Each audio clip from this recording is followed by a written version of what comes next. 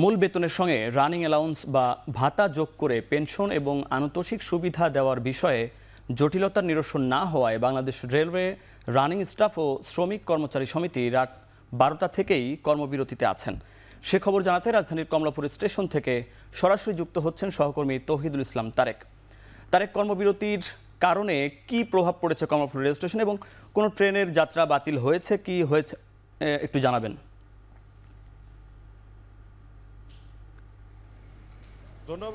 ধন্যবাদ মুন্নাফ।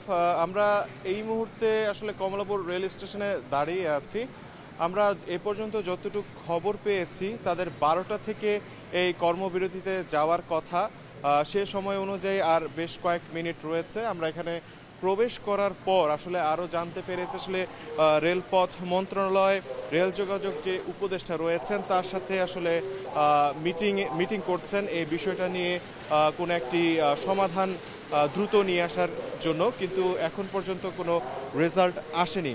মুনাফ, আমি একটু জানিয়ে রাখতে চাই যে আসলে এদের আসলে মূল যেই সমস্যার জায়গা বা দাবির জায়গাটা সেই জায়গাটা সম্পর্কে তাদের আসলে দাবি ছিল যে গেল 160 বছর ধরে রেলওয়ের একটি মাইলেজ সুবিধা তারা পাচ্ছিলেন।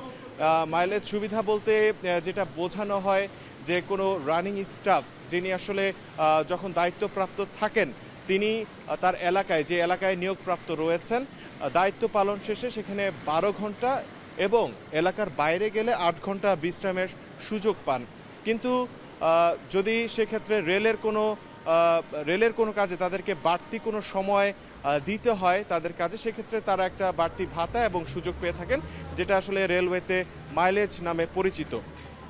কিন্তু গেল সরকারের আমলেই আসলে 2021 সালে তাদের এই ভাতা বা এই মাইলেজ সুবিধা আসলে সীমিত করা হয়। এরপর থেকে তারা আসলে আন্দোলন করছেন। এরপরে অনেকবার আশ্বস্ত তাদের করার পরে আসলে তারা আন্দোলন থেকে সরে আসে, কিন্তু এবার তারা আসলে আবারও এই বিষয়ে আন্দোলনে নেমেছেন। এবং একই সাথে আরেকটি বিষয় এখানে জড়িত আছে যে বেসামরিক যে কর্মচারী হিসেবে রানিং স্টাফদের পেনশন ও আনুতোষিক ভাতায় মূল বেতনের সঙ্গে পাওয়া কোনো ভাতা যোগ করার বিষয়টি বাদ দেয় রেল মন্ত্রণালয়। এই বিষয়টিও আসলে তাদেরকে ক্ষুব্ধ করে তোলে। এরপর থেকে আসলে তারা এই সিদ্ধান্তে যায় যে তারা আসলে কর্মবিরতিতে যাবেন।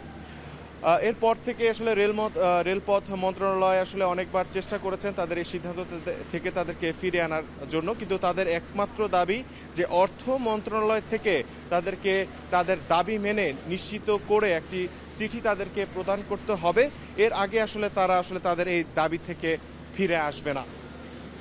এবং একই সাথে আরেকটি বিষয় একটু আপনাদেরকে একটু জানিয়ে রাখতে চাই, যে বিষয়টা হচ্ছে ইতিমধ্যেই আসলে রেলপথ মন্ত্রণালয় বেশ কয়েকটি সিদ্ধান্তে পরিবর্তন নিয়ে এসেছে তাদের। এর মধ্যে একটি হচ্ছে যে তাদের রানিং যে অ্যালাউন্স রয়েছে এর মধ্যে 75% থেকে 100% উন্নীত করা হয়েছে। এবং একই সাথে মাইলেজ অ্যালাউন্স পাওয়ার জন্য সর্বনিম্ন 8 ঘন্টা ও 100 মাইল দূরত্বের শর্ত ছিল একটি, সেই শর্তটা আসলে শিথিল করা হয়েছে।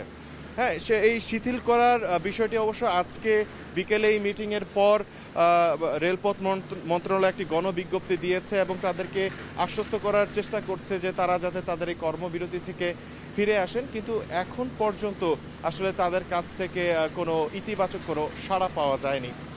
এই ছিল আমার কাছে সর্বশেষ মুন্নাফ।